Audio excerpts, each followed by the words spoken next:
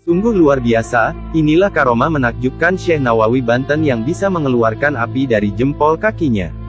Siapa yang tak kenal Imam Nawawi Banten? Beliau seorang ulama Nusantara yang karya-karyanya banyak dikaji oleh para cendekiawan muslim di seluruh dunia. Di Indonesia, karya-karya Imam Nawawi tersebar dan dikaji di pesantren-pesantren di Indonesia. Dikenal memiliki karya yang begitu banyak, tentu Imam Nawawi bukanlah sembarang orang, beliau memiliki beberapa karomah nyata yang beberapa kali disaksikan oleh para muridnya sendiri. Karomah adalah kemuliaan berupa sesuatu di luar logika manusia yang Allah berikan kepada para wali Allah. Berikut salah satu karomah luar biasa Syekh Nawawi Banten. Dikisahkan, dahulu saat menulis syarah kitab Bidayatul Hidayah karya Imam Al-Ghazali, tiba-tiba lampu minyak beliau padam, padahal saat itu beliau sedang dalam perjalanan dengan seekor onta. Di jalan pun beliau tetap menulis kitab. Berbeda dengan kita yang malah biasanya melamun atau memilih tidur.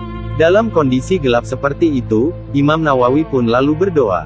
Bila kitab ini dianggap penting dan bermanfaat buat kaum muslimin, aku mohon kepadamu ya Allah, berikanlah sinar agar aku bisa melanjutkan menulis. Dan tiba-tiba, jempol kaki beliau mengeluarkan api dan bersinar terang. Kemudian, beliau meneruskan menulis syarah itu hingga selesai. Dan bekas api di jempol tadi lalu membekas. Kemudian, saat pemerintah Hijaz memanggil Syekh Nawawi untuk dijadikan tentara karena badan beliau tegap ternyata tidak jadi.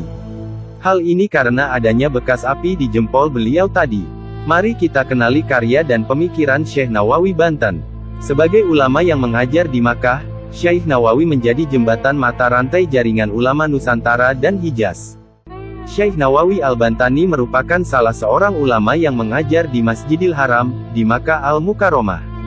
Kawan seperjuangannya, yakni Syekh Ahmad Khatib Al-Minangkabawi dan Syekh Mahfuz At-Tirmasi, pada akhir abad 19 dan awal abad 20.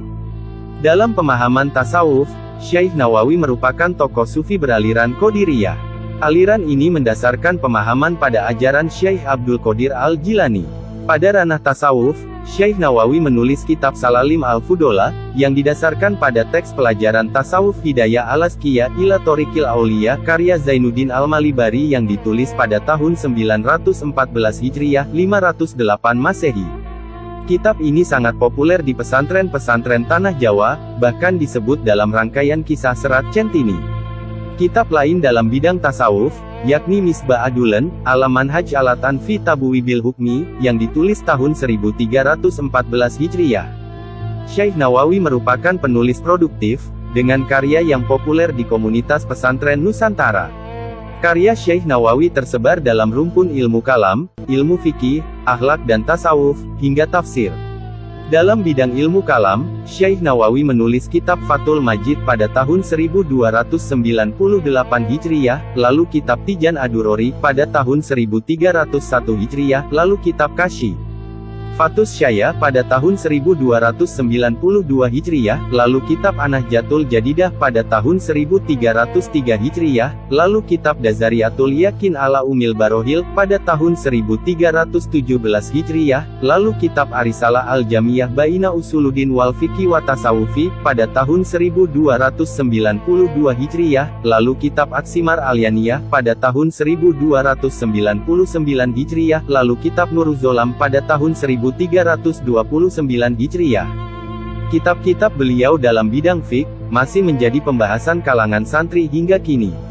Di antaranya, yaitu kitab At-Tausyih 1314 Hijriah, lalu kitab Sulam Al-Munajat 1297 Hijriah, lalu kitab Nihayatus Zain 1297 Hijriah, lalu kitab Mirkat Ashhud At-Tashdik 1297 Hijriah, lalu kitab Ukuduli Jain fi Bayani Hukuk Azaujain 1297 Hijriah, lalu kitab Kutul Habib Al-Gharib 1301 Hijriah.